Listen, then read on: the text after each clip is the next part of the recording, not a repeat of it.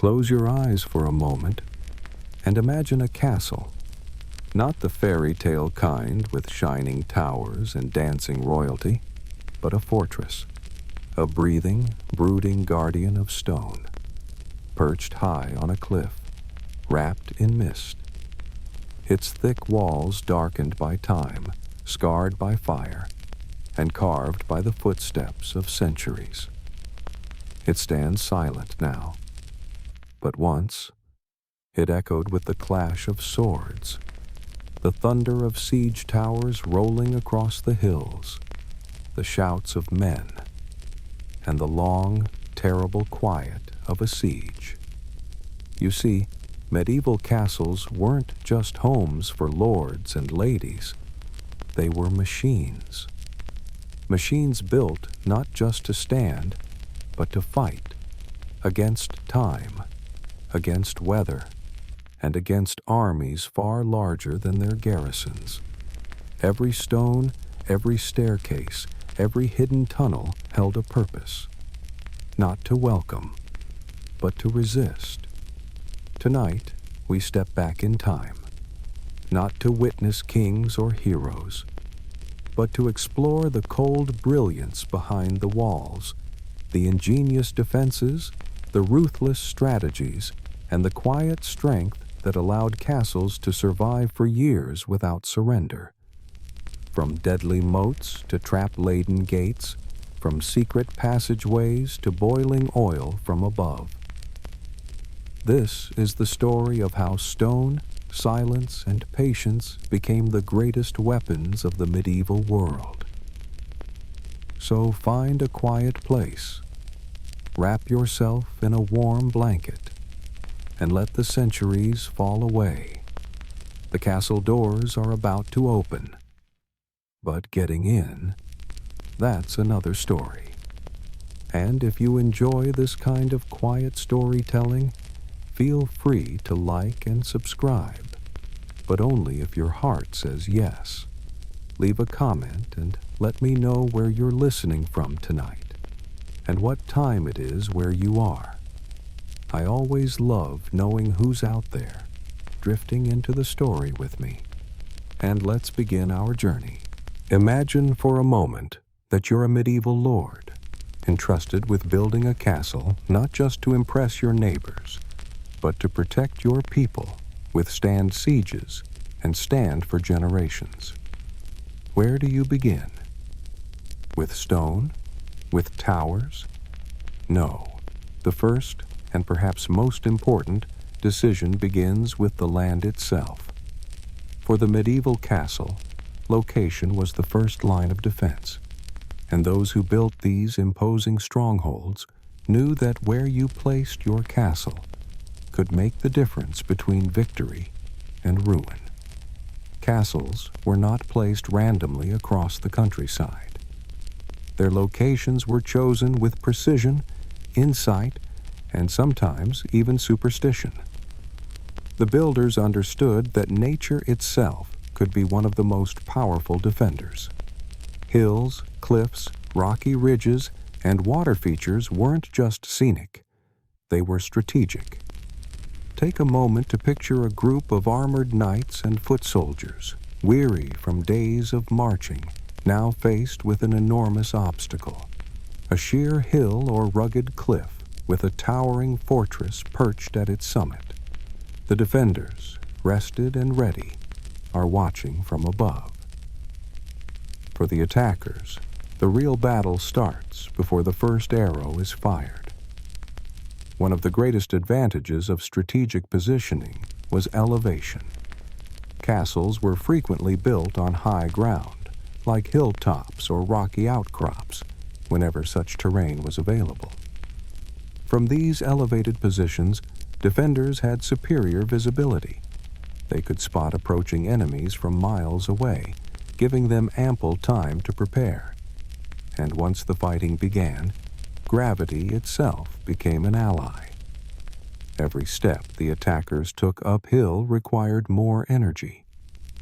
Every boulder, arrow, or boiling cauldron poured down from above traveled with greater force. and every attempt to carry a siege tower or battering ram uphill became a nightmare. Edinburgh Castle in Scotland is a striking example. Built atop a volcanic rock formation, it looms over the city below like a stone sentinel. Attackers had to scale steep, uneven paths under constant fire, with the rock itself acting as a near impossible barrier. By the time they reached the gates, if they made it that far, they were often too exhausted to fight effectively. In fact, the mere sight of such a castle could break the spirit of an invading army long before the clashing of steel began. But it wasn't only height that mattered.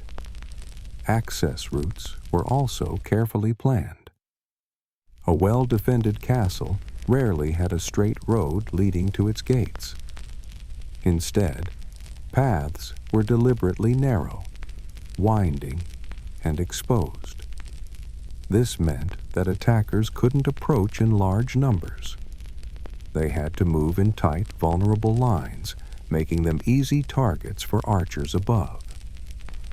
Some castles were even positioned on cliffs with only a single approach path, essentially creating a bottleneck where a small group of defenders could hold off a much larger force.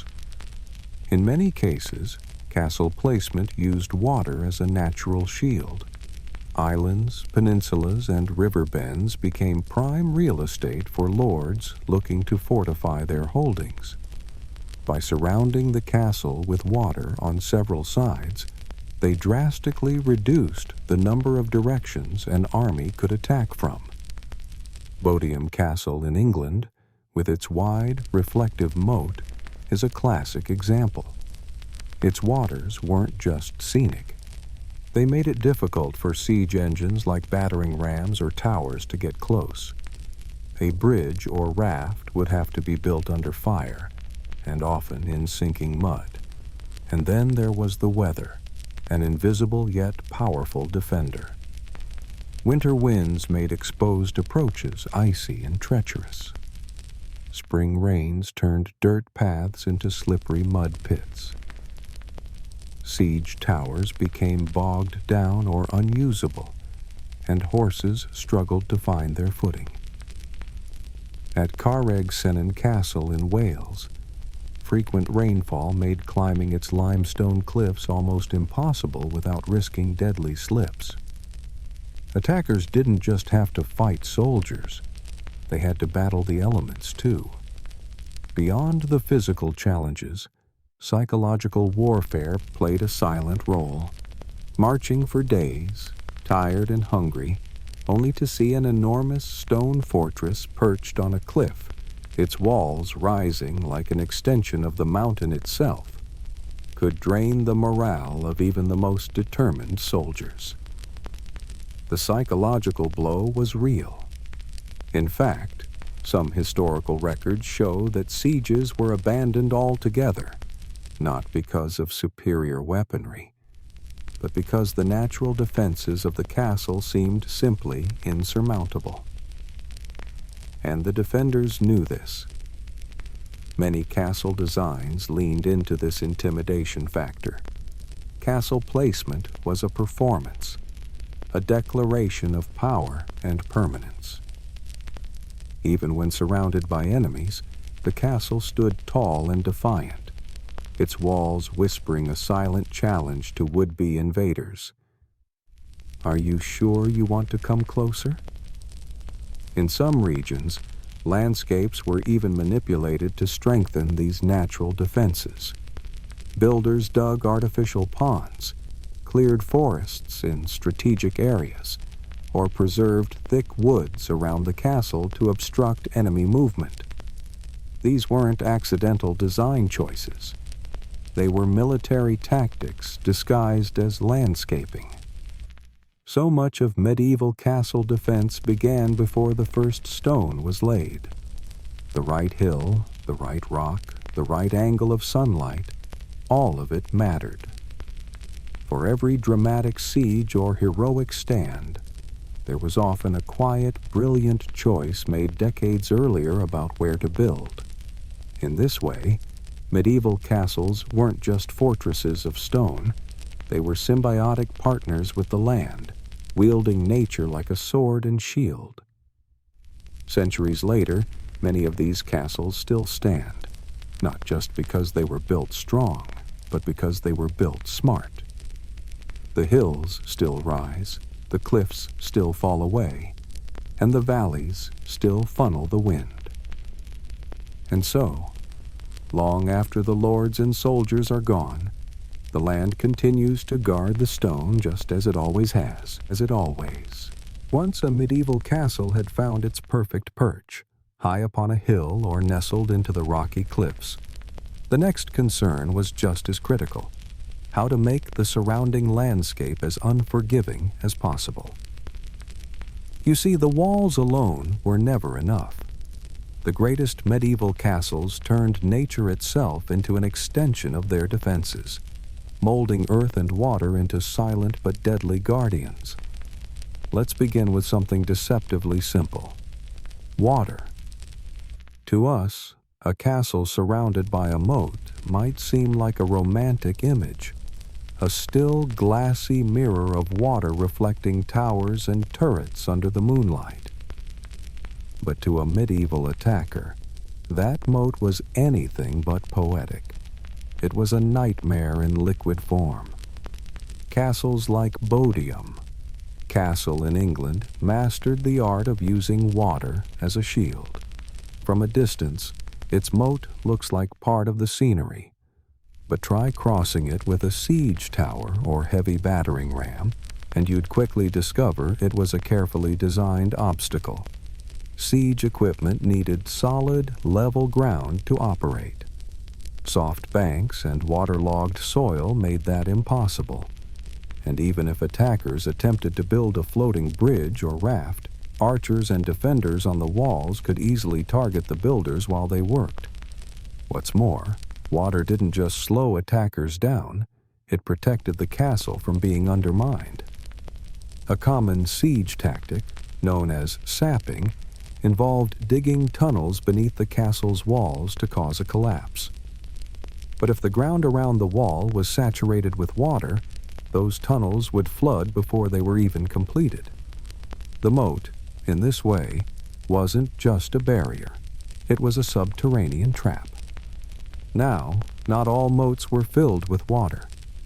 Some castles used dry moats, deep trenches dug into the earth, sometimes lined with sharpened stakes, or even filled with loose stones or metal caltrops to slow and injure any attackers trying to cross.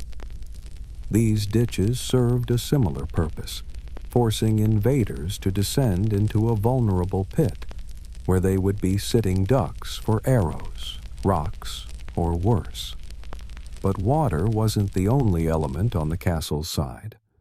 The very shape of the land could be turned against the enemy. Builders often chose locations surrounded by natural hazards: marshes, cliffs, steep ridges, or narrow ravines. These features weren't chosen by accident. They forced attackers to approach from only one or two directions, usually those most easily defended. Some castles sat atop crags so steep, attackers couldn't even carry siege ladders or equipment close enough to be useful. Carreg-Senan Castle, for example, sits atop a craggy limestone cliff in Wales. Its position is so treacherous that during heavy rain, even experienced climbers find it difficult to scale. In times of war, the weather often turned into an ally. Spring rains turned soft ground into sucking mud. Heavy siege engines would sink or tip over. Horses struggled to gain footing. The very earth seemed to be resisting the invaders. And then there was the forest. Thick woods were often preserved, on purpose, around castle grounds. These weren't meant for hunting or leisure, but for tactical purposes. Forests could obstruct the movement of siege towers, making it difficult for attackers to bring heavy equipment close to the walls. But they also offered cover for defenders. Hidden within the trees, archers and cavalry could strike suddenly, ambushing supply lines or surprising enemy camps before vanishing again into the underbrush. In some cases, castle builders went even further, reshaping the landscape itself. Artificial ponds and wetlands were created where none had existed before. Hills were flattened or reshaped to eliminate cover. Even the roads leading to the castle were sometimes designed to twist and turn, exposing advancing troops to longer periods of fire from the walls. These were not just homes, they were machines of war, embedded in the earth like watchful guardians. And let's not forget the psychological effect. To an attacking army, tired from long marches, burdened with heavy armor and gear, arriving at such a fortress could feel like approaching an impossible dream, or rather, a nightmare. A towering wall on one side, a deep chasm on another, murky waters stretching below, and above it all, the glint of helmets and arrows peeking from parapets. It was demoralizing, and many armies simply gave up before the battle began. Historical records reveal that some sieges ended not in bloodshed, but in disbelief. Commanders walked the perimeter again and again, unable to find a viable route to attack. There were stories of soldiers losing their will to fight as soon as they saw the terrain they would have to cross. Castles like these seemed to grow out of the very landscape, blending so perfectly with the mountains or cliffs that they appeared invincible, like giants carved from the bones of the earth itself. And that was the point. The builders of medieval castles were not just architects, they were tactical artists. They read the land like generals read maps. Every stream was a barrier, every cliff a blade. Every muddy patch of earth was a hidden snare. They didn't just build castles, they coaxed them from the terrain, ensuring that even before a single defender lifted a weapon, the earth had already fought half the battle for them. In the end, the genius of medieval castle design wasn't simply in the thickness of the walls or the height of the towers, it was in the choice of where to build and how to make the most of what nature provided. Long after the battles faded and the banners were lowered, the land remained, the still, silent partner in a timeless defense. In the world of medieval warfare, battles were not always won with swords or siege towers. Sometimes, the fiercest weapon a castle had was something you couldn't see or touch, at least not directly. It was the quiet whisper in a soldier's heart, the creeping doubt, the slow realization that maybe, just maybe, this fight couldn't be won. You see, the terrain around a castle didn't only exhaust the body, it wore down the mind. Long before arrows were fired or walls were breached, many battles had already begun and ended in the minds of the men who marched toward these stone giants. Imagine it for a moment. You are a foot soldier in a medieval army. You've walked for days through muddy roads and cold winds, carrying not only your gear, but also fear and uncertainty. Your commander says the castle is near. You round a bend in the forest, and there it is, looming on the horizon. A fortress, rising out of a cliffside, its walls stretching high above the trees, blending into the mountains themselves. From where you stand, it looks like the entire earth decided to stand guard. You squint up at it. There's no flat ground to approach, no path that doesn't twist or climb. You can almost feel the eyes watching you from those parapets. And in that moment, something changes inside you. You are tired, cold, hungry. You feel the weight of your armor digging into your shoulders. Your boots are soaked. The hill ahead of you is steep, and you know, deep down, that climbing it under fire will be nearly impossible. That's the power of terrain. It doesn't shout. It doesn't charge. It simply exists, quiet, immovable, and terrifying. In many sieges, this silent fear was as effective as any army. Some attackers never even made it to the gates. They set up camp nearby, looked at the hill, looked at the marsh, looked at the cliff, and shook their heads. Records from the time show that sieges were abandoned without a single blow, simply because the terrain made the castle feel untouchable. Castles like Montségur in France, perched on a rocky peak in the Pyrenees, seemed to defy the very idea of an assault. The cliffs beneath it were so steep, attackers had nowhere to stand, let alone bring siege engines. For many soldiers, facing such a position was like staring into the mouth of a mountain and realizing you were expected to conquer it. Even the path to these fortresses played a psychological trick. Approach routes were deliberately narrow and exposed. Long, winding trails forced soldiers to march in single file, shoulder to shoulder, with no room to maneuver. All the while, archers watched from above. Defenders could strike at any time, and the soldiers knew it. Each step forward was filled with dread. The terrain didn't just defend the castle, it isolated the attackers. It made them feel small, like intruders in a world that didn't want them there. When the land is against you, the walls don't even have to be touched. Morale begins to crumble. Soldiers whisper doubts by the fire at night. Officers struggle to keep discipline. Some desert, others pray. And the castle, it simply watches, unmoved. Then there's the weather. It's easy to forget how brutal the seasons could be to medieval armies. In spring, dirt paths became thick with mud. Siege towers and carts sank into the earth, unable to move. In winter, winds cut like knives, and frostbite spread through the camp faster than disease. Siege warfare wasn't just a battle against defenders, it was a battle against nature itself, and nature almost always sided with the castle.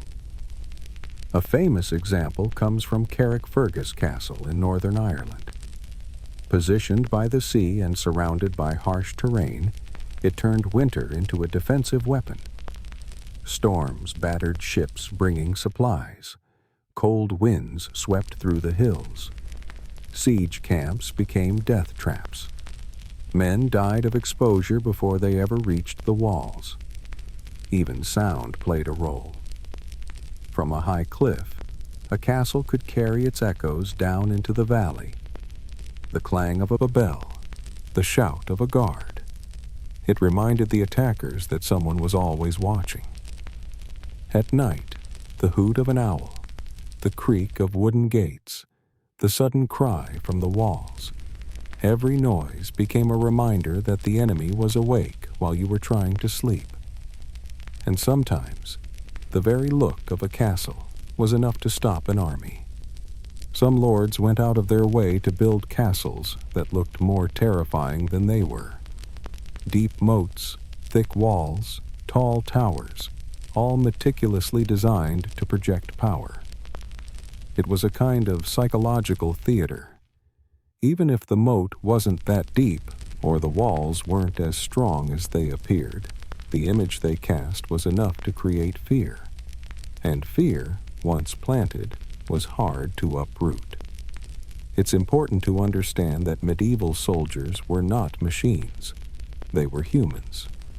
Many were peasants, farmers, craftsmen, not trained warriors. The idea of scaling a cliff, crossing a moat, and fighting uphill against an unseen enemy, it was more than daunting.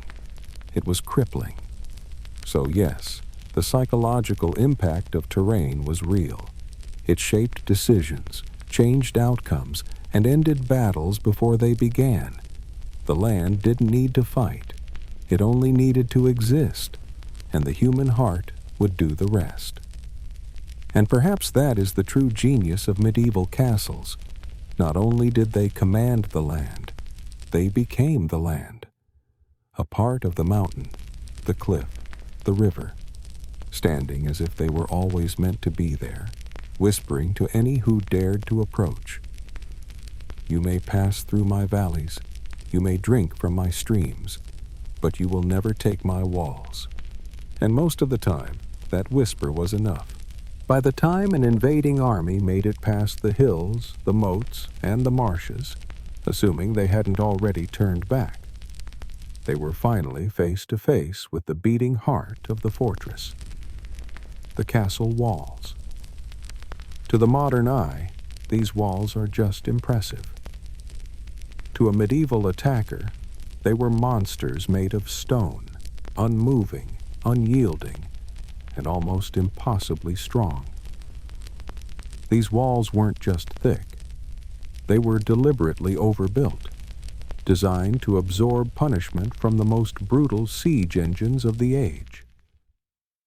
Some were 15, 20, even 21 feet thick, the length of an entire school bus, but turned sideways and filled with ancient stone. One might imagine a king joking with his builders. I said thick walls, but not that thick. And yet, they were exactly what was needed. You see, these massive structures weren't just brute strength. They were brilliant engineering. Medieval builders understood something we often overlook. Stone can crack under stress, but if you build it the right way, it can also bend just a little and survive. The technique was known as the rubble core wall. On the outside, two strong stone faces were carefully shaped and mortared into place. But the space between them? That was filled with a mix of broken stones, rubble, and mortar. It didn't look neat, but it was genius. That rubble core acted like a cushion, absorbing the shock of battering rams and trebuchets, dispersing the force throughout the wall rather than letting it crack. And the outer stone faces? They were dressed and angled with precision. Many castle walls featured a sloped base, called a talus. This wasn't just for looks. It was a smart bit of physics. When a battering ram hit the sloped wall, the force didn't strike head-on. Instead, it was deflected upward, away from the base of the wall, where structural failure was most likely. The talus also made it incredibly difficult to place siege ladders. The ladder would slide, wobble, or simply fall back down. It was as if the wall was saying, "Not today." And if you think breaking through the first wall was the end of the challenge, think again. The smartest castle builders used a design called concentric defense, that is, multiple layers of walls, one inside the other. You breach the outer wall? Congratulations. Now you're trapped in the narrow zone between it and the next wall. And all around you, above, behind, and ahead, defenders are raining arrows, rocks, and boiling water from both sides. It's the medieval version of being caught between a rock and a hard place, literally. But walls didn't just defend against what was above ground. They guarded what lay below as well. Siege engineers, clever and persistent, often tried to dig tunnels under the walls, hoping to collapse them from underneath. But castle builders weren't naive. In areas most vulnerable to tunneling, they added a clever detail: loose gravel and stones built into the lower sections of the wall. If a tunnel approached, these small materials would begin to shift and slide, making noise, alerting the guards. It was a medieval alarm system, powered by gravity and patience. No electricity needed, just physics and pebbles. Still, siege weapons were becoming more advanced. Trebuchets could hurl stones the size of barrels from hundreds of yards away.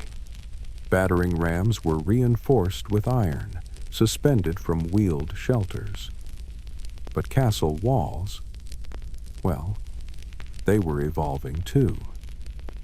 Every wall was a puzzle, designed to give the enemy false hope, then crush it. Some castles even had false walls, decoys that lured attackers into a narrow killing zone or gave them the illusion of a breach, only to find themselves surrounded again.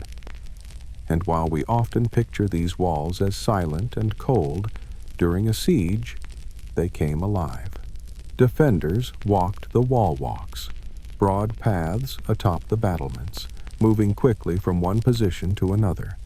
Archers used narrow arrow slits, carefully angled to give them wide fields of fire while keeping them protected.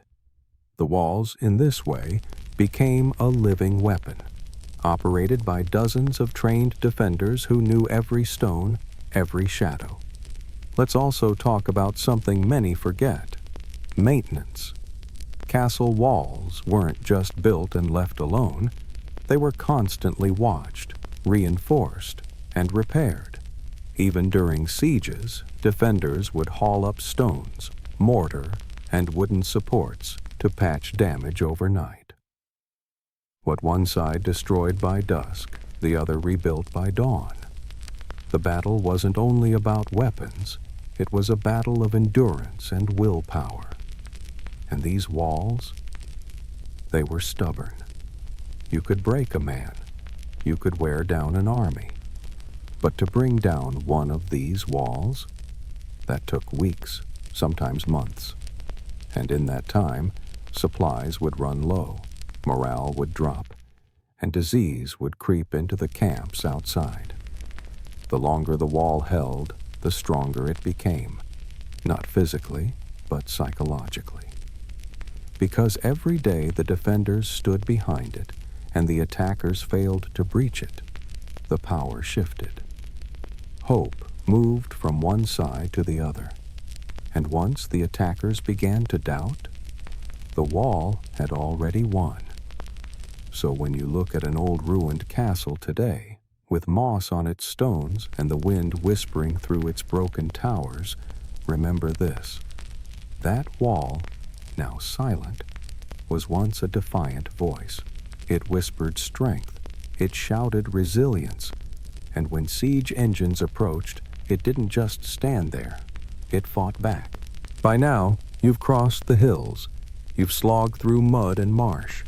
Maybe you even survived a few arrows along the winding path. And now, you stand in front of the castle, staring at its great wall, only to realize that wasn't the wall. It was just one of them. You see, the best medieval castles weren't protected by a single barrier. They were wrapped in layers, like an onion carved from stone, or a labyrinth built not to trap, but to destroy. This brilliant design was known as concentric defense, and it was one of the most effective military strategies ever conceived in stone. Imagine this: a castle with not one wall, but two, or three, or even four. The outer wall served as the first test, not necessarily the strongest, but tall and broad enough to halt a charge and thin out the enemy. If that wall was breached, and it often was, invaders didn't find victory. They found themselves in a place defenders called the killing ground. This was the narrow space between the outer wall and the inner one, a place where arrows, stones, and boiling liquid rained down from both sides. It was a stone trap, carefully designed with geometry, vision, and death in mind. And the inner wall? It was always taller. This gave defenders the high ground, again, and allowed archers and crossbowmen to fire over their comrades on the outer wall, creating overlapping zones of fire. No matter where the attacker ran, an arrow followed.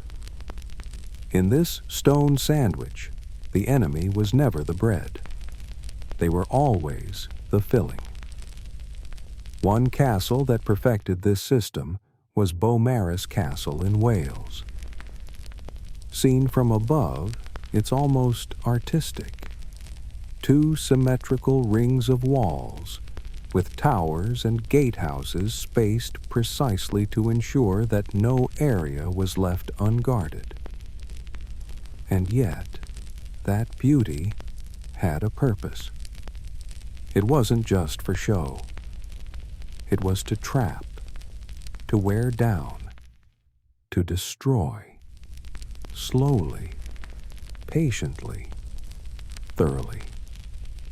But of course, attackers were clever too. When they couldn't go through the wall, they tried to go under it. This tactic, known as sapping, was one of the greatest threats to a castle's integrity. Teams of men would tunnel beneath the walls, carving out great cavities, propping them with wooden beams, and then, at the right moment, setting the beams on fire. The collapse that followed was like something from a nightmare. Walls cracking, towers tipping, defenders vanishing in clouds of dust and rubble. But castle architects were ready for this. They didn't just build walls to resist force from the outside. They designed the ground beneath to resist sabotage from below. In key areas, especially near vulnerable foundations, castle builders included what we now call anti-sapper design. One of the simplest yet most effective tricks was to fill the base of the wall with loose gravel, rubble, or small stones. These materials weren't mortared tightly. Instead, they were allowed to shift and slide. That way, if a tunnel came too close, the vibrations or movements would cause these pebbles to shift, making noise. To a modern ear, that might seem small. But in a world without electricity, without microphones or sensors, this was the first medieval alarm system. The soft shuffle of rocks under pressure was all it took to wake the guards and send them scrambling toward the danger. Some castles went further. In places where sappers were most likely to dig, typically near the corners or the flattest part of the wall, defenders built countermines. These were tunnels dug by the defenders, designed to intersect the enemy's tunnels.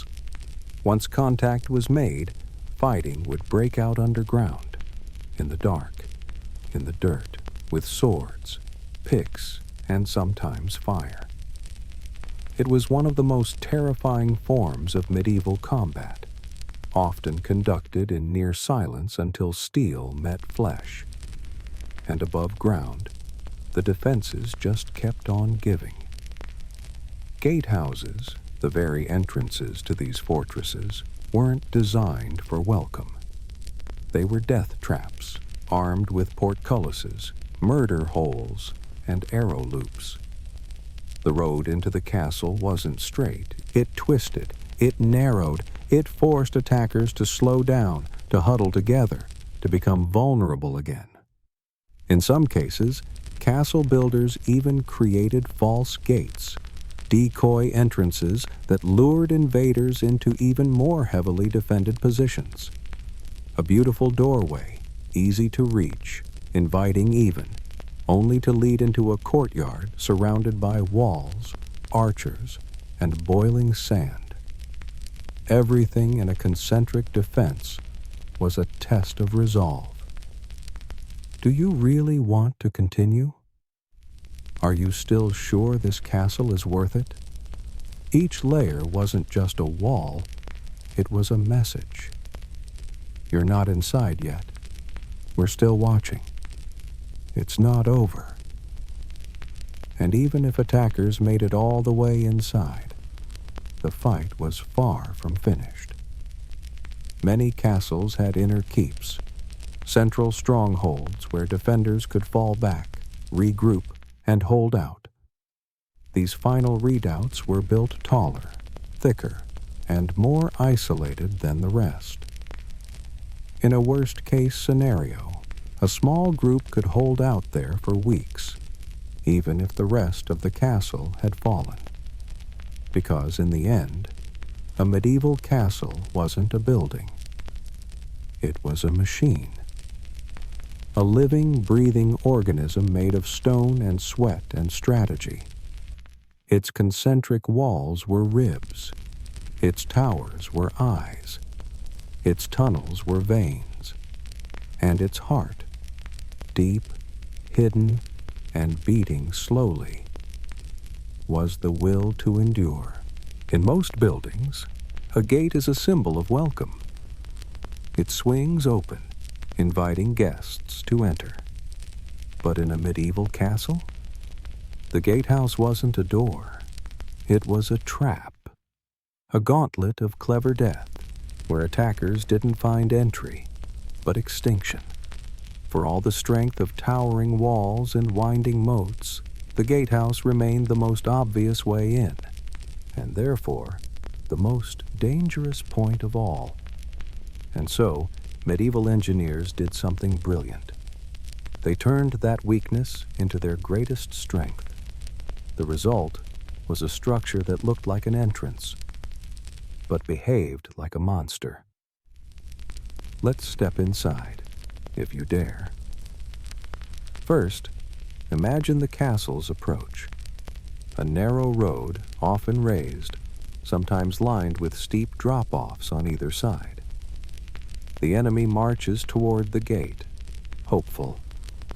Maybe the outer defenses have fallen. Maybe the walls have been breached. They see a bridge, a drawbridge, lowered over a dark, wide moat. But the moment they step onto that bridge, the game begins. Drawbridges were the first trick in a long line of deadly puzzles. They looked solid, dependable, but they were built to disappear in an instant.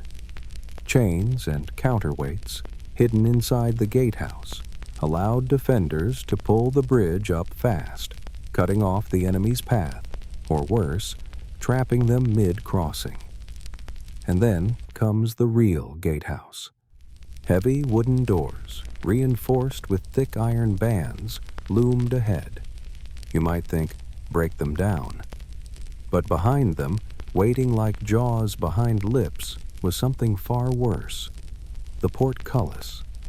A massive grid of iron or oak, the portcullis dropped straight down from a hidden groove above. It was sharp. It was heavy. And it came down fast, like the teeth of a trap.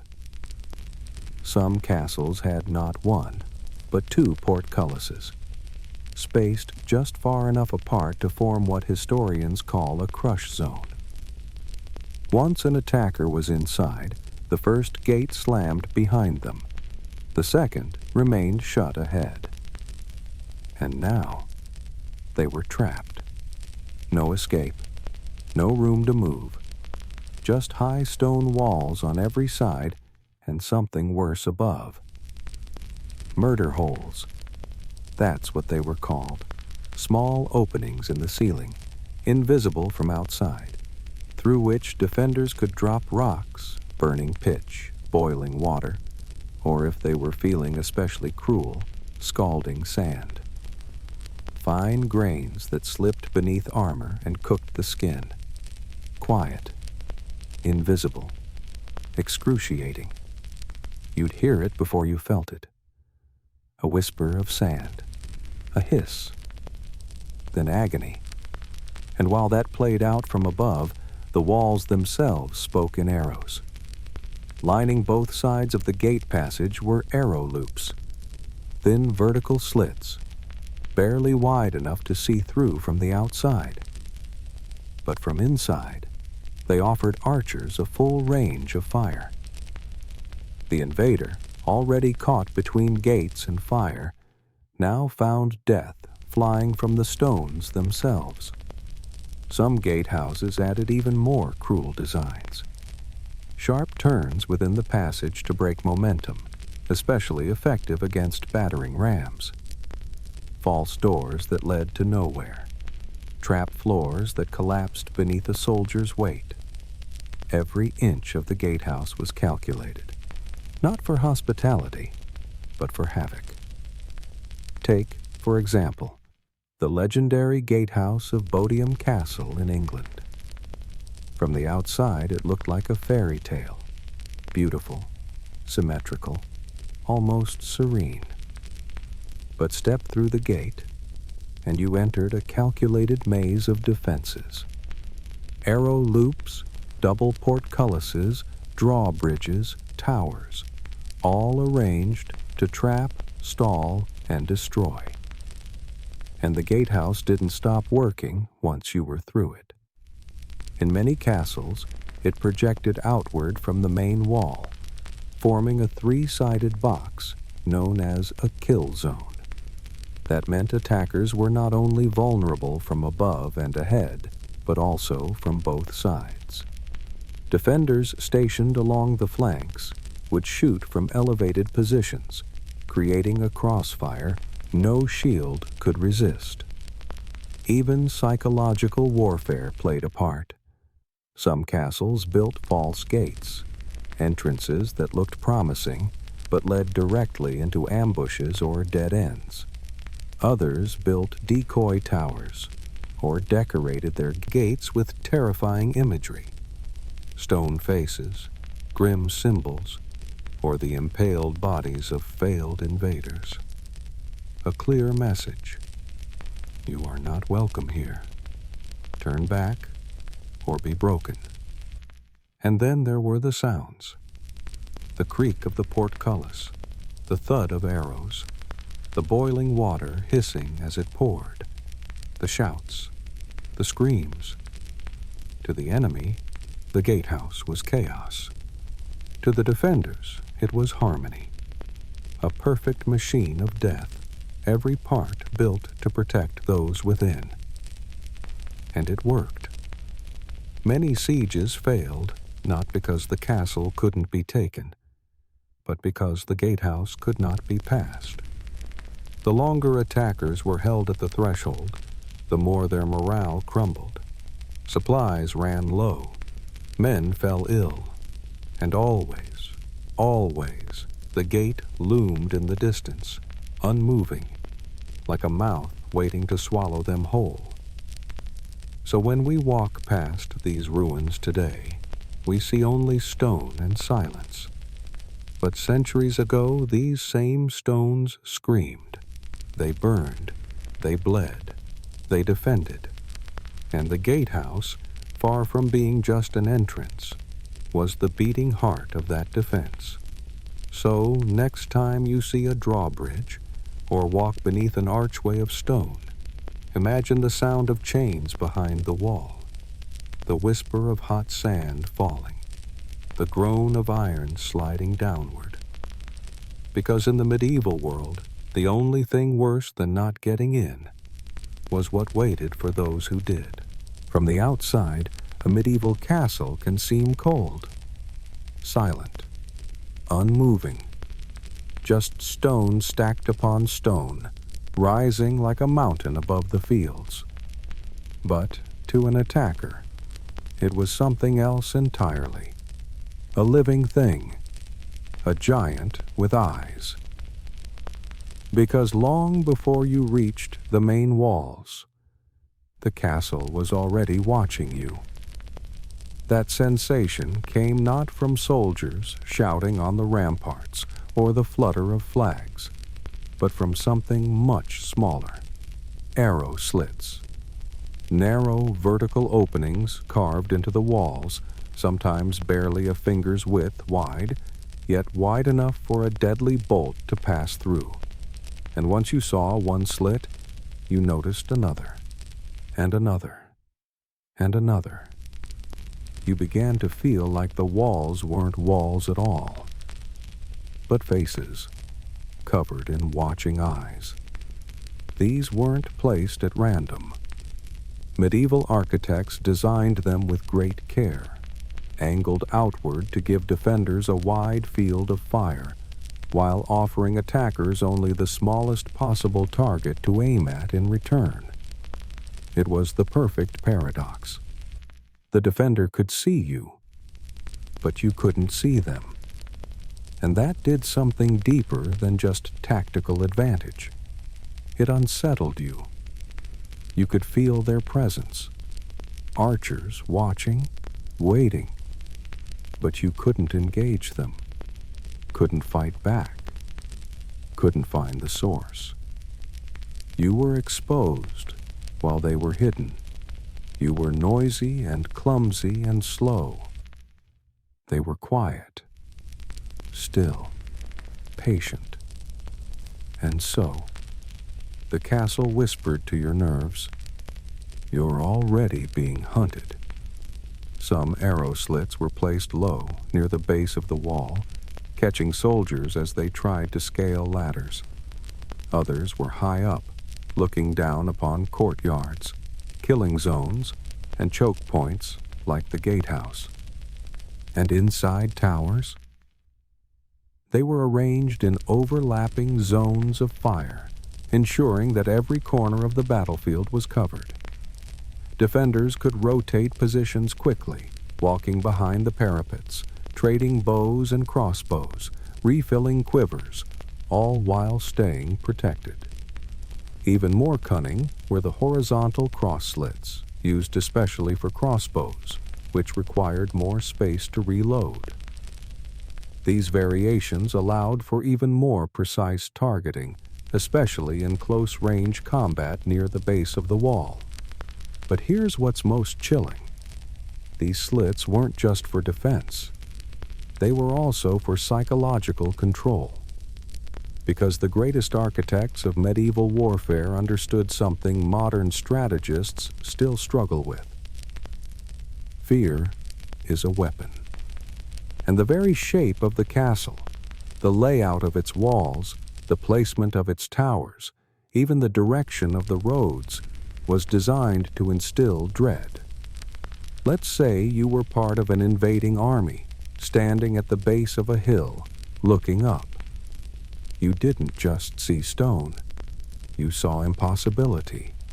Walls too tall to climb, angles too steep to navigate, structures too foreign to comprehend.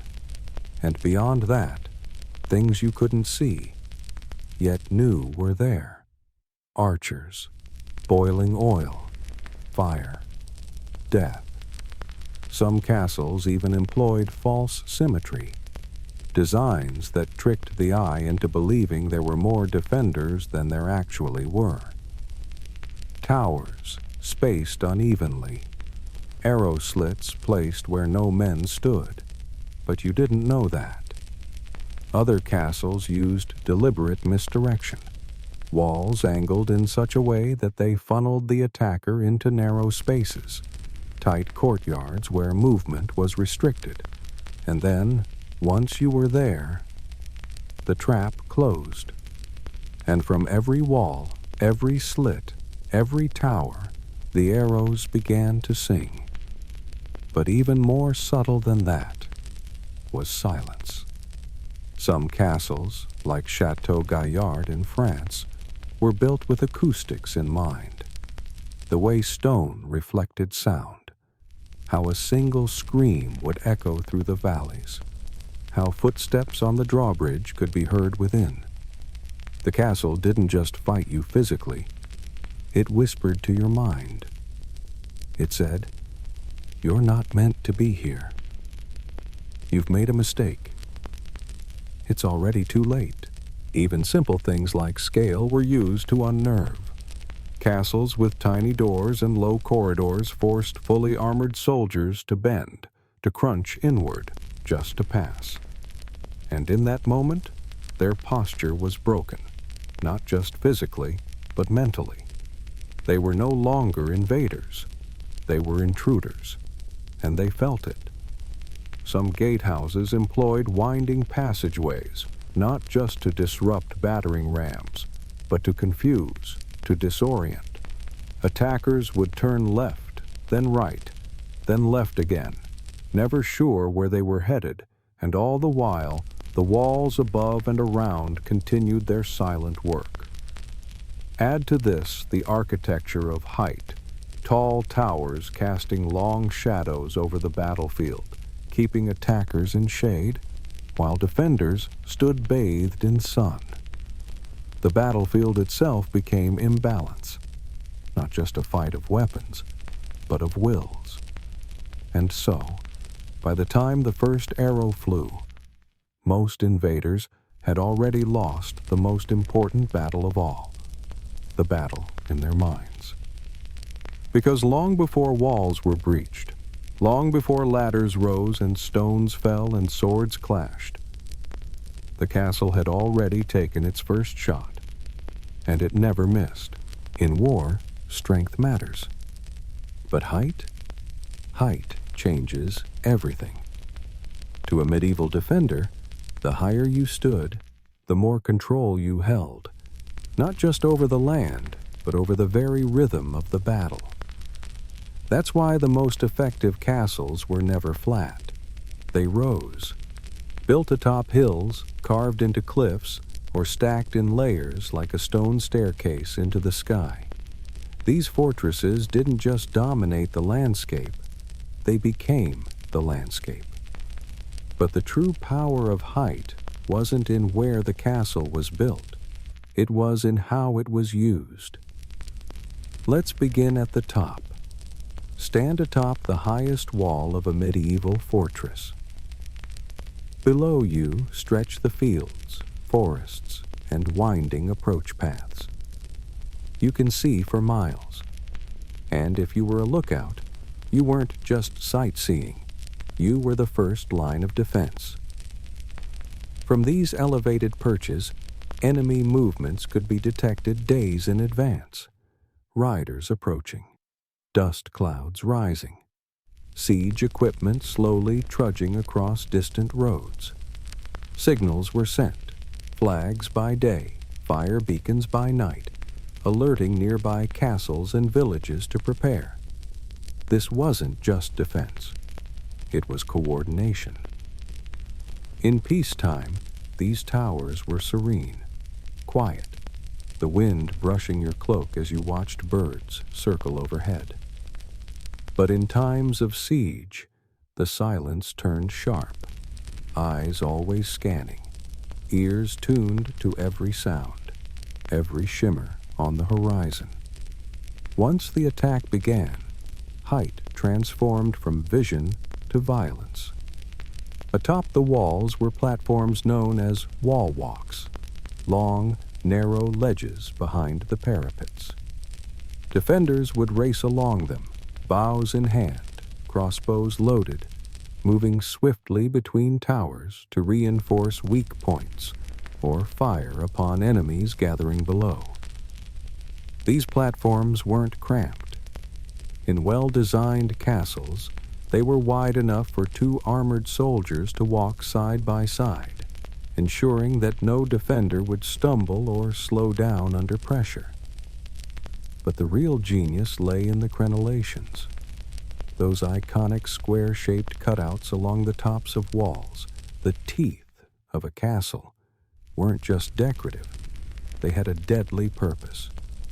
The raised parts, called merlins, provided cover. The gaps, known as embrasures, allowed archers to fire safely.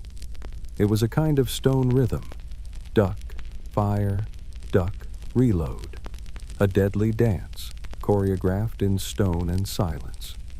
Behind these merlins, a lone archer could pin down an entire squad of attackers. Multiply that by dozens, and the battlefield below became a storm of arrows raining from above. Longbowmen perched high could fire volleys from 200 yards away. Crossbowmen, stationed lower, handled closer targets with bolts sharp enough to pierce armor. The sound of arrows, a whisper, a hiss, then silence, was followed by the dull thud of impact, or the sharper sound of something breaking. And then came the heavier weapons. Some castles employed springalds, massive crossbow-like machines mounted atop towers, capable of launching giant darts or spears with terrifying force. These weren't just projectiles. They were messages. Messages that said, "This high ground is not yours." And of course, there were the classics. Rocks, simple, reliable, brutal. From the tops of towers, defenders dropped stones weighing anywhere from 10 to 50 pounds. Falling from 30, 40, even 60 feet, these rocks didn't just knock a man down, they shattered him. Shields splintered, helmets crushed, bones broke. And then there was fire. Not always oil, despite what the movies show. Oil was expensive, rare, often too precious to waste. Instead, defenders heated sand and water, simple, cheap, and effective.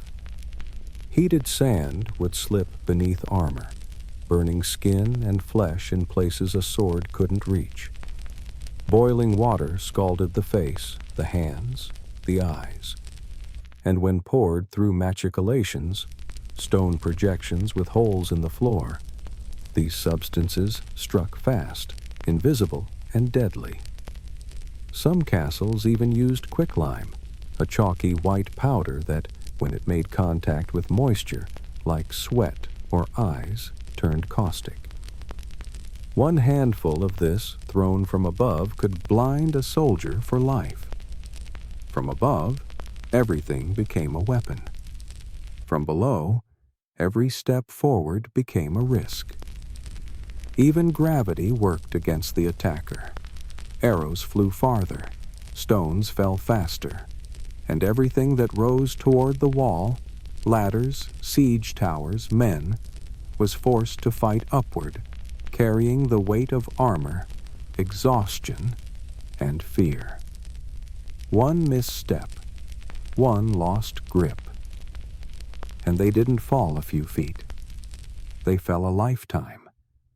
The higher the wall, the greater the cost of failure. And medieval defenders knew this. That's why towers weren't just tall. They were placed carefully, spaced out just enough to cover every blind spot, every wall walk, every approach. It ensured overlapping fields of fire, so that no matter where an attacker stood, he was always within range of something. Height wasn't just an advantage. It was a guarantee. A guarantee that the battlefield was tilted. A reminder that no matter how many soldiers charged, no matter how many ladders rose, the ground beneath their feet was never enough. Because the real power wasn't in how many walls a castle had. It was in how high they stood and who stood atop them. To the eye, a moat looks simple.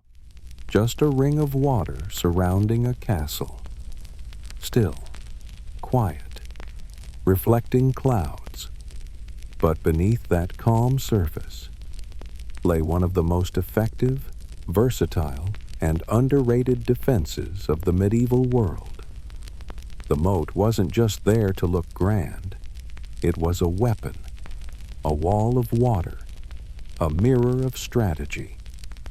At first glance, it might seem passive, a decorative ditch filled with rain or river water. But to attackers, it was an obstacle that turned ambition into hesitation. Let's begin with the basics. A typical moat stretched anywhere from 10 to 30 feet wide and often reached depths of 5 to 10 feet. In cold weather, it froze. In warm weather, it turned murky. And in all seasons, it stood between you and your goal. You couldn't charge across it. You couldn't ride over it. You had to stop and think.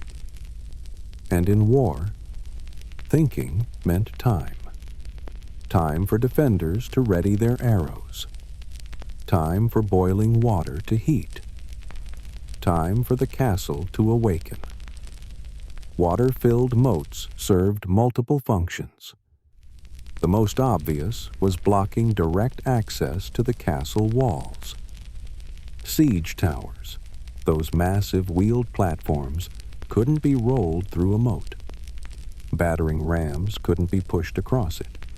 Even scaling ladders became nearly useless when soldiers couldn't get close enough to plant them.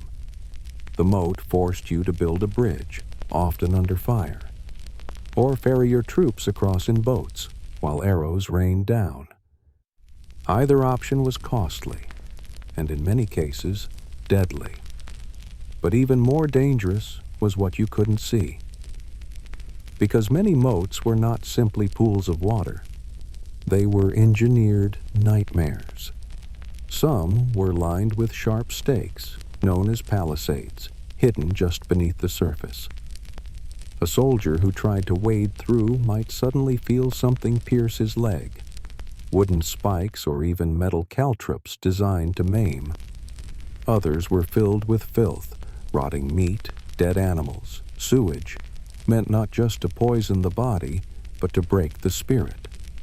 A tactic of psychological warfare, reminding every attacker that they weren't just unwelcome, they were reviled. In warmer regions, records even tell of moats containing snakes, leeches, and other unfriendly wildlife, making the water itself a kind of living trap. A place where you didn't drown, you disappeared. And not all moats were wet. Some were deliberately kept dry, known as dry moats, but they were no less dangerous. These ditches were often deeper, with sloped sides and sharp embankments that turned any attempt to climb in or out into a struggle. Imagine being trapped in a 20-foot trench with no ladder. Behind you, arrows fall. Ahead of you, a sheer wall. Beneath you, loose soil that gives way under your boots. Even if you survived the moat. You arrived at the wall exhausted, muddy, and vulnerable. And for attackers who thought to dig beneath the walls, to tunnel under and collapse them, the moat posed yet another problem. Water.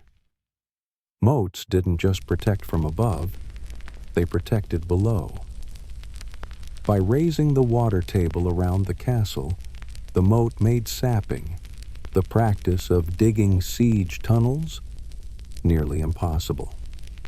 Any tunnel dug beneath a moat would flood long before reaching its target.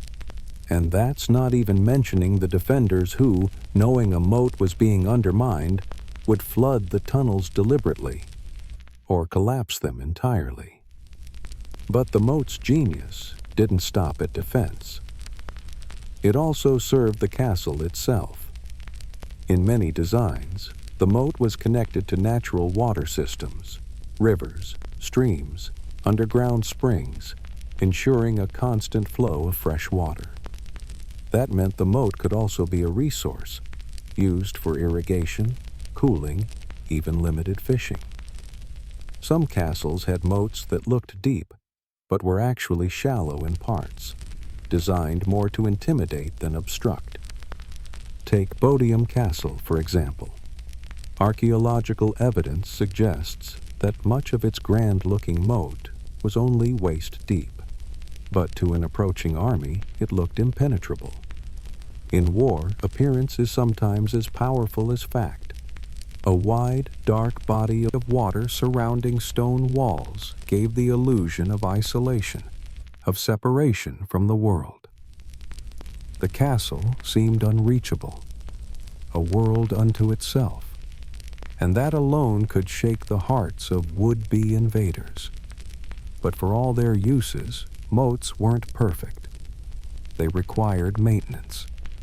In dry seasons, they could shrink. In cold winters, they froze over, though defenders would sometimes break the ice in sections, preventing enemies from using it as a bridge. Still, even when dry or shallow, the moat's greatest power remained. It slowed the enemy, and in siege warfare, time is everything. Because for every hour the enemy spent figuring out how to cross the moat, the castle spent preparing how to destroy them once they did. In the world of stone and steel, the moat was silent, still. But it whispered to the enemy, "You are not welcome here. You do not belong on this side of the water, and you may never leave it." When a castle's gates closed and the drawbridge lifted, the world outside disappeared. The fields, the villages, the roads, and in their place came silence. Tension, the creeping dread of siege. But the true test of a castle wasn't how it repelled enemies. It was how it endured them, for days, for weeks, sometimes for months. And so, behind the stone and steel, medieval castles had to become something more than fortresses. They had to become self-contained worlds. 1. Food. A fortress's fuel. Every siege began with a question. Can we outlast them?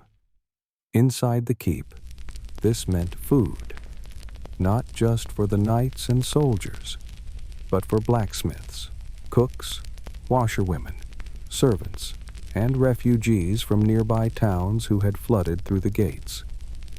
Castles were built with massive underground storage chambers, cool and dry, known as undercrofts. These vaulted stone cellars kept away moisture and pests, preserving food for months at a time. Grains like wheat, oats, and barley were staples. So were beans and dried legumes, which lasted long and filled the belly. Barrels of salted fish, smoked meat, and hard cheese lined the walls, not for feasts, but for survival. Some castles, like Dover Castle, were known to store enough rations for a garrison of 100 men to survive for nearly a year. In those dark times, meal prep had nothing to do with taste.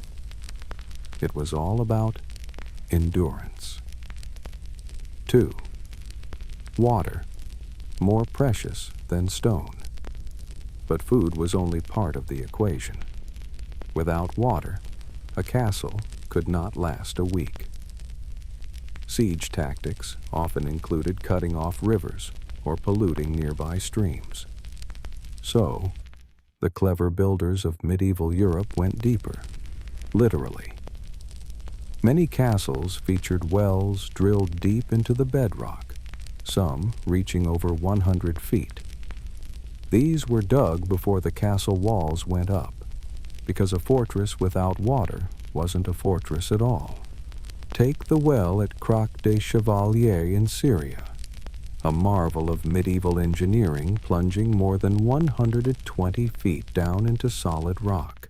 In some regions, rainfall was collected through cistern systems, large underground reservoirs carved beneath the courtyard.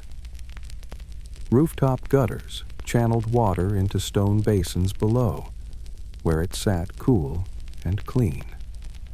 Smart castles had both, rainwater to supplement the well, and deep reserves for the dry season. Water wasn't just for drinking. It was for cooking, washing, quenching fires, and in some sieges, for putting out flames from enemy fire arrows or Greek fire launched over the walls. 3. Sanitation, the invisible threat. As more and more people crowded behind the walls, a new danger crept in. Not swords, not siege towers, but disease. Poor sanitation could undo a castle faster than any battering ram, so designers took it seriously. Most large castles were equipped with guard robes, medieval toilets built into the outer walls where waste dropped straight down into the moat or into a cesspit below. In grander castles, like Pembroke Castle in Wales, massive latrine towers could serve up to 20 people at once, connected to clever drainage systems. But during siege, these systems became dangerous. Waste chutes could be entry points for infiltrators, or kindling for fire attacks. So secondary systems were used. Chamber pots, collected and dumped into pits within the courtyard. Medieval sanitation wasn't glamorous, but it saved lives. 4. Light, fire, and air. Inside those thick stone walls, natural light was scarce. Torches, candles, and oil lamps were the only sources of light during long siege nights. Airflow mattered too. Smart builders placed vents and narrow vertical slits in interior towers to help circulate air. In siege, firewood became a precious resource. It was needed for cooking, boiling water, heating sand for defense, and simply staying warm. That's why many castles had large wood stores in basement chambers, enough to last weeks of siege conditions. 5. Spirits and morale, invisible armor. But perhaps the most important resource wasn't tangible at all. It was hope, because inside a besieged castle, psychology was everything. Noble families who once dined in grand halls now slept shoulder to shoulder with commoners. Space became precious. Privacy vanished. The scent of fear hung in the air. So, to preserve order, life had to continue. Guards kept to regular shifts. Craftsmen repaired weapons. Children were kept occupied with chores. Masses were held in castle chapels. Even feasts were staged, modest but symbolic, to show that the garrison was unbroken. And while fear crept in from the outside, the castle pushed back with routine. 6. Secret tunnels, the castle's hidden veins. When all else failed, castles had one final trick: underground systems, hidden passageways, sally ports, and escape tunnels, woven beneath the fortress like veins under skin. These weren't accidents. They were part of the original design. Some led deep into nearby woods. Others exited beneath the moat. Some were wide enough for soldiers in armor. Others just big enough for a single man to crawl through. They served many purposes. A way for messengers to sneak out and seek reinforcements. A route for surprise counterattacks. Small groups of defenders striking the enemy from behind. And in desperate hours, a last resort escape for nobles or commanders. Not all of these tunnels were real. Some were false passages, traps laid with dead ends, collapsible roofs, or even drops into oubliettes, dark, deep holes where an enemy might fall and never return. The castle fought not just with stone and steel, but with secrets. When siege became strategy. In the end, siege warfare wasn't about brute strength. It was about who could last longer, who could endure hunger, fear, silence, and time. And castles, with their underground wells, stone granaries, secret tunnels, and iron discipline, became not just strongholds, but symbols of survival. Because while attackers measured their victories in days, the castle measured in seasons, and long after the enemy had packed their tents and turned away in frustration, the castle would still be there, unbroken, unbowed, breathing even underground. For most of us, a castle is just stone. Still, silent, solid. But in the age of medieval warfare, a castle was something more. It was alive. And when the enemy brought their greatest machines, their siege towers, battering rams, and mighty trebuchets, the castle didn't simply wait behind its walls. It fought back. Because though castles were built to endure, they were also built to strike, with precision, cunning, and fire. 1. The clash of giants, siege towers versus castle walls. The siege tower was a monster, a towering wooden box on wheels, sometimes as tall as the walls it sought to conquer. Inside it, soldiers climbed staircases, carrying swords and shields, preparing to pour over the battlements. But the defenders? They had no intention of letting that happen. As the tower approached, archers opened fire, not just at the men, but at the tower itself. They targeted the wheels, the weak corners, the exposed wooden beams. Flaming arrows rained down, oil-soaked rags wrapped around arrowheads. Sparks flew, and once fire caught hold, the tower became a coffin. Others used pitch, a sticky tar-like substance that ignited easily. Some castles kept burning braziers ready, filled with embers to light projectiles quickly. And from behind stone walls, defenders watched the towers burn. But fire wasn't the only tool.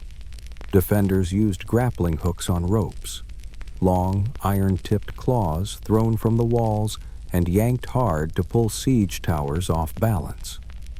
Even a slight shift in the wheels on uneven ground could send a massive structure toppling. Because for every foot the tower moved forward, the castle moved against it. 2. Battering rams, the beasts at the gate. If a siege tower was a climber, the battering ram was a puncher. It came low, covered in wooden shelters called tortoises, protecting the men underneath as they pushed the massive log toward the gate. Its goal, to break the door. But medieval engineers were ready. They built double doors, reinforced wood, iron crossbars, and sometimes a stone slab placed behind the gate to absorb the force. Above the gate hung murder holes, small openings through which defenders poured boiling water, hot sand, and sometimes burning pitch. And when the rams reached the door, defenders dropped heavy stones from above, aiming for the wooden roof of the tortoise to smash it inward.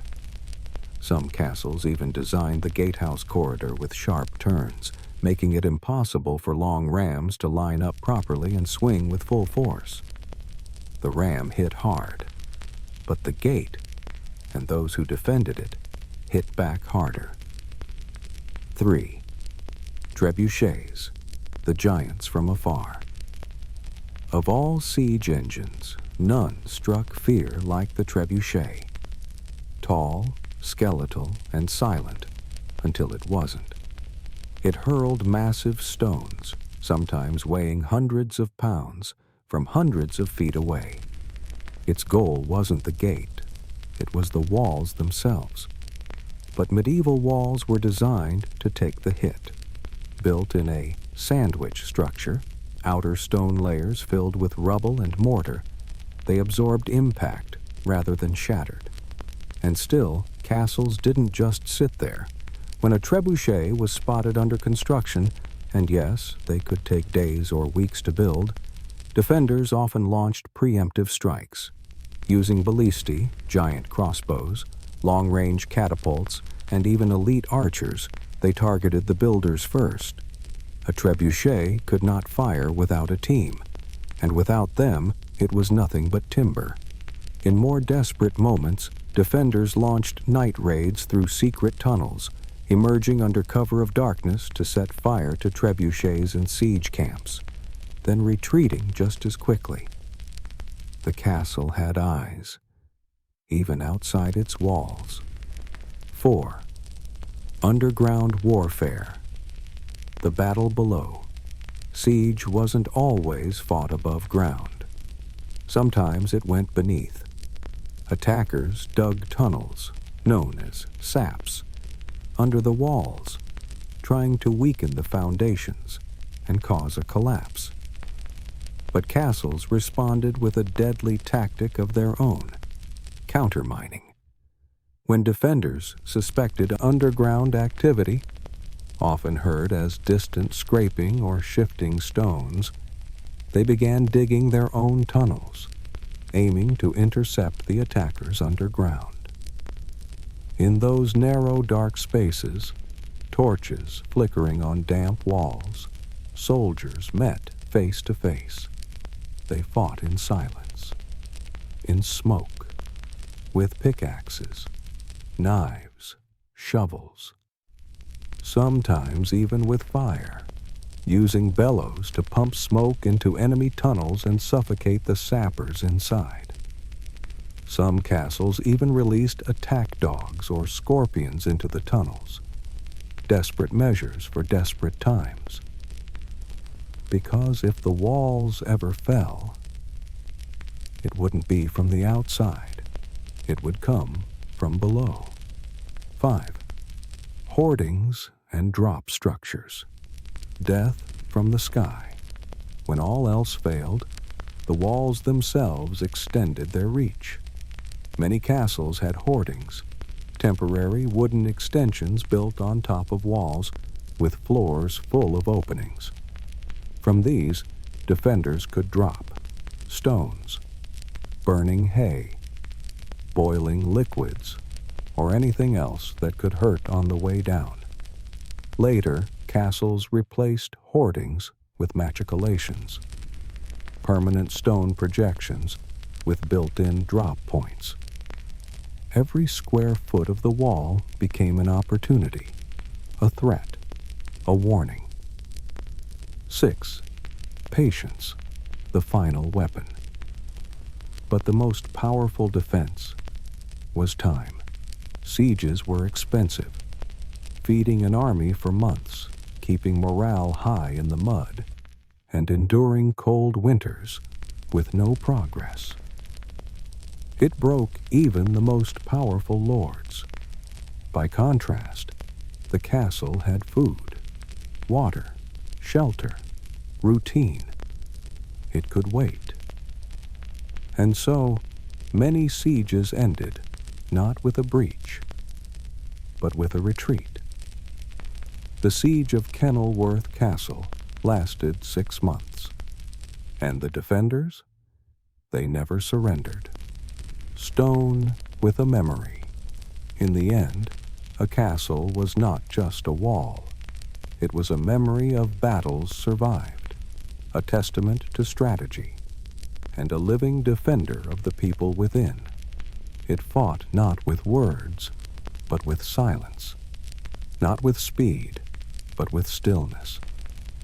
And when the war machines came, the castle rose like a beast made of rock and reminded the world, I was built not to fall, I was built to fight back.